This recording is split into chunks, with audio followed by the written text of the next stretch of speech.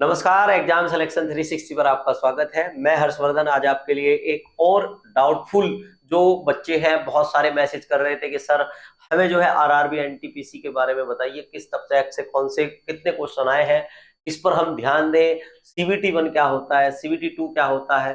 जो पहली बार बच्चे एग्जाम दे रहे हैं उन सभी बच्चों को विशेष, आप अगर जो पुराने भी स्टूडेंट हैं जो एग्जाम में नए बदलाव आए हैं उनके बारे में भी मैं आपको बताऊंगा। तो जुड़े रहे और लास्ट तक वीडियो को अगर देखोगे तो आपके सारे के सारे डाउट इसी वीडियो में क्लियर हो जाने वाले हैं। ठीक है, तो मुद्दे पर आते हैं। देखो, आरआरबी एनटीपीसी की अगर बात करें तो सबसे पहले कई बार मैंने बहुत सारे बच्चों से पूछा है कि जो है आप एनटीपीसी की फुल फॉर्म बताइए। चलो तुम में से मैं तुमसे ही पूछ रहा हूं कि आप ये बताओ कि एनटीपीसी की फुल फॉर्म क्या है। देखो, नेशनल थर्मल पावर कॉर्पोरेशन तो बतानी नहीं है क्योंकि ये सब बता देंगे एनटीपीसी की फुल फॉर्म क्या है। तो अब एनटीपीसी जो आरआरबी वाला है उसकी फुल फॉर्म बतानी है आपके लिए। पहले का क्वेश्चन ये है क्योंकि आप जिस पेपर की तैयारी कर रहे हैं अगर आपको उसके बारे में ही नहीं पता, नाम ही नहीं पता, तो क्या ही तैयारी करेंगे। चलो मैं आपको बताता हूं इसमें कि सीवीटी 1 क्या है, सीवीटी 2 क्या है। देखो, इसमें क्या होता है अगर आप देखोगे तो दो तरह के पेपर होते हैं, एक होता है सीवीटी 1, एक होता है सीवीटी 2। सीवीटी का मतलब होता है कंप्यूटर बेस्ड टेस्ट। ठीक है, अब इसमें क्या होता है, जो कंप्यूटर बेस्ड टेस्ट होगा इसमें जो पहला पेपर होगा उस पहले पेपर में आपके 100 सवाल आते हैं। कितने सवाल आते हैं? 100 सवाल आपके आएंगे। अब इनमें जो 100 सवाल आएंगे तो 100 सवाल में आपके 40 सवाल तो आते हैं आपके जीके के, और 30 सवाल जो आएंगे आपके रीजनिंग के आएंगे, और 30 सवाल आपके जो आएंगे वो किसके आएंगे? मैथ के आएंगे। क्लियर है? इस तरीके से आपका पहला पेपर बटा हुआ है। तो आप समझ गए होंगे कि जितने भी बच्चे तैयारी करते हैं तो वो लगभग 30 में से जो लगभग आप ये मान लो कि 25 प्लस लगभग बच्चों के क्वेश्चन सही हो ही जाते हैं। इसके अलावा मैथ की जो लंबे समय से तैयारी कर रहे हैं तो वो भी 20 प्लस जो है आप कर ही दोगे।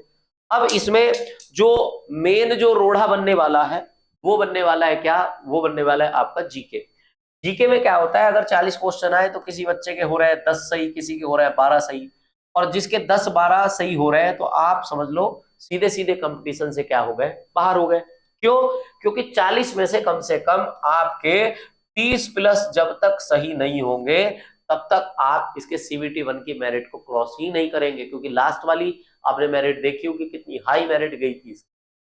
ठीक है, अगर मान लो आपने क्या करा, इसके 30 सवाल सही कर दिए तो 30 सवाल आपने इसके सही किए, 20 ये हो गए 50, और 20 ये तो 70, 5 75, 75 से 77 के बीच में इसकी जो है जनरल की कट ऑफ रहती है हर बार। उसमें क्या होगा, सीवीटी वालों में बच्चे जो है आराम से चले जाएंगे। अब जिस बच्चे के इसमें 30 से भी कम आए, अगर वो 20 के अराउंड भी घूम रहा है तो उसकी स्थिति डामाडोल होती है कि किया क्या जाए। तो मैं आपको बताता हूं किस तरीके से जीके जीएस में आपको पढ़ना है, कहां से कितने क्वेश्चन आए हैं, ये हर चीज को मैं अभी आगे डिटेल में और बताऊंगा। सीबीटी 2 के बारे में और बता दूं मैं आपको थोड़ा सा। जब आपने मान लो सीबीटी 1 क्लियर कर लिया, आपके नंबर आए 80, आपने 100 में से 80 सवाल करके आपने सीबीटी 1 क्लियर कर लिया। आपके बाद आप क्या करोगे, सीबीटी 2 में बैठोगे। सीबीटी 2 में जब बैठोगे तो इसमें आपको गणित के 120 सवाल दिखाई देंगे। अब टोटल इसमें जो है आप जो है टोटल की अगर बात करें तो टोटल आपको 120 सवाल दिखाई देंगे इसमें। और अब की बार फिर क्या होगा, अब की बार जीके और जीएस थोड़ी और बढ़ जाएगी, वो 50 सवालों की हो जाएगी। रीजनिंग आपकी जो है वो कितने सवालों की हो जाएगी? 40। और गणित की अगर बात करेंगे तो गणित भी आपका कितने सवाल का हो जाएगा? 40। तो ये क्या हो जाएगा? 40 40 80, सॉरी आपका ये हो जाएगा 35 35 का। कितने का हो जाएगा? ये आपका 35 35 नंबर का ये आपका हो जाएगा। तो इसमें क्या होगा, अब आपका सबसे ज्यादा वेटेज किसका हो गया? जीके और जीएस का। ज्यादातर बच्चे जो मार खाते हैं जो एसएससी की तैयारी कर रहे हैं तो वो लंबे समय तक जीके जीएस को पढ़ नहीं पाते। अब लंबे समय तक अगर जीके जीएस को उन्होंने नहीं पढ़ा तो अब बताओ क्या होगा? वो फाइनल मेरिट में बड़े आराम से बाहर हो जाएंगे, क्योंकि उनको पता ही नहीं है कैसे जीके को मजबूत करना है, कैसे पढ़ना है, क्या हमारी तैयारी रहने वाली है। तो इन सभी पर मैं विस्तृत चर्चा करता हूं, कहां से कितने क्वेश्चन आए हैं, टोटल शिफ्टों में कितने क्वेश्चन आए हैं, सभी की मैं आपको बात बता देता हूं। देखो, टोटल 133 शिफ्ट जो है आपकी पिछली बार हुई थी। इन 133 शिफ्ट में से 5320 क्वेश्चन आपके टोटल आए थे। कितने क्वेश्चन आए थे? 5320 आपके टोटल क्वेश्चन आए। अब इसमें अगर बात करें तो सबसे ज्यादा जो वेटेज रहा वो रहा स्टैटिक जीके का। मतलब आप ये कह दो कि लगभग ज्यादातर लोग स्टैटिक जीके पढ़ने और पढ़ाने से बचते हैं। ठीक है। अब स्टैटिक जीके आप ये मान लो कि इसका लगभग आप 1/4 जो है, जितने टोटल क्वेश्चन आए उसका लगभग 1/4 जो है वो आया क्या, स्टैटिक जीके। अब स्टैटिक जीके आया, इसके बाद आपके दूसरे सबसे ज्यादा जो क्वेश्चन आए वो किससे आए, वो आए दूसरे सबसे ज्यादा आपके ज्योग्राफी से। इसके बाद हिस्ट्री की बात करें तो हिस्ट्री से आपके 846, ज्योग्राफी से आपके 879, साइंस से आपके जो आए क्वेश्चन वो आए 527, और इसमें इसका मतलब है फिजिक्स। ठीक है। और बी का मतलब यहां पर है बायोलॉजी। फिजिक्स और बायोलॉजी से यहां पर जो है सवाल आए हैं। इसके अलावा पॉलिटी की अगर बात करें तो पॉलिटी में आप ये कह सकते हैं कि 457 क्वेश्चन, 457 क्वेश्चन पॉलिटी से आए हैं, सभी 133 शिफ्टों में। और 528 क्वेश्चन आपके करंट अफेयर से आए हैं, और इकोनॉमिक्स से आपके जो है 370 क्वेश्चन, और कंप्यूटर से आपके 387 क्वेश्चन। इस तरीके से आपके क्वेश्चन हर शिफ्ट में आए हैं। मतलब ऐसा कोई भी टॉपिक नहीं छोड़ा जहां से क्वेश्चन को उठाया ना गया हो। क्लियर है। इसमें अगर हम बात करें कि आपके कहां से कितने क्वेश्चन आए, तो देखो आपका जो पेपर हो रहा था उस पेपर में, हर पेपर में आपके 10 से 11 जो क्वेश्चन है वो किससे बन रहे थे, स्टैटिक जीके। मैंने कहा ना कि 1/4 क्वेश्चन आपके जो बने वो स्टैटिक जीके से बने, तो 1/4 क्वेश्चन आपके स्टैटिक जीके से। हर बार ऐसे 7 क्वेश्चन आपके ज्योग्राफी से बने। इसमें अगर आप 6 क्वेश्चन मान रहे हैं तो इसमें आप ये मान लो कि 4 से 5 क्वेश्चन जो है आपके बन रहे हैं किससे, इंडियन ज्योग्राफी से, और बाकी 2 क्वेश्चन आपके जो बन रहे हैं वर्ल्ड ज्योग्राफी से, इसके क्वेश्चन बने हैं। हिस्ट्री की अगर बात करें तो इसमें सबसे ज्यादा आपके मॉडर्न हिस्ट्री से, ठीक है, सबसे ज्यादा आपका मॉडर्न हिस्ट्री से जो है क्वेश्चन बने हैं।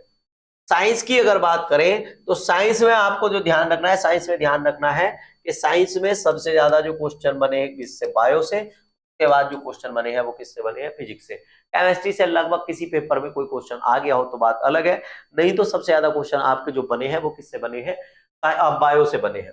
ठीक है।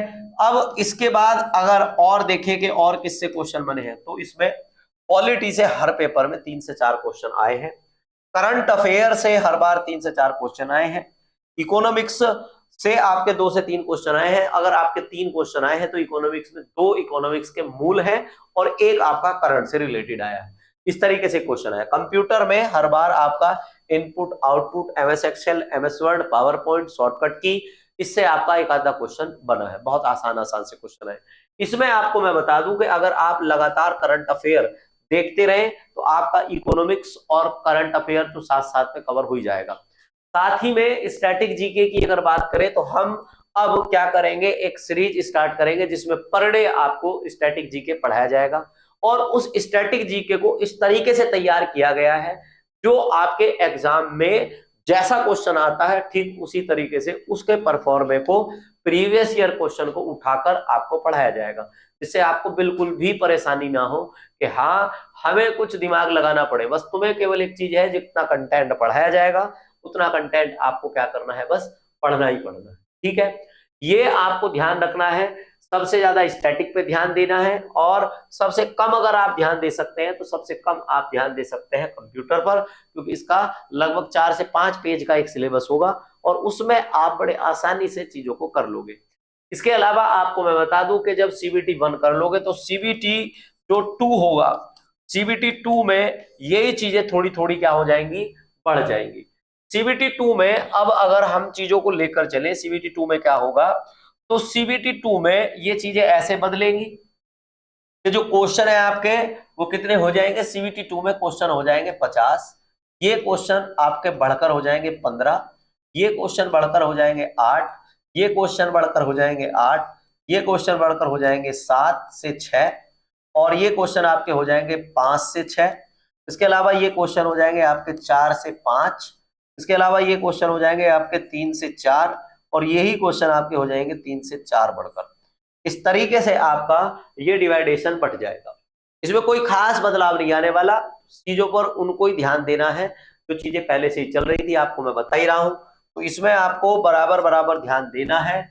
और आप कह सकते हैं कि सीबीटी 1 और सीबीटी 2 में जिस बच्चे की जीके मजबूत होगी वही इसको क्लियर कर पाएगा, नहीं तो जो है केवल मैथ और रीजनिंग से इसमें सिलेक्शन नहीं होने वाला, इसमें जीके को मैथ और रीजनिंग से ज्यादा टाइम देना पड़ेगा, तभी सिलेक्शन हो पाएगा, नहीं तो आपका रास्ता बंद है। ठीक है, तो मैंने आपको आरआरबी एनटीपीसी के सीबीटी 1 सीबीटी 2 के बारे में सारी जानकारी दे दी है।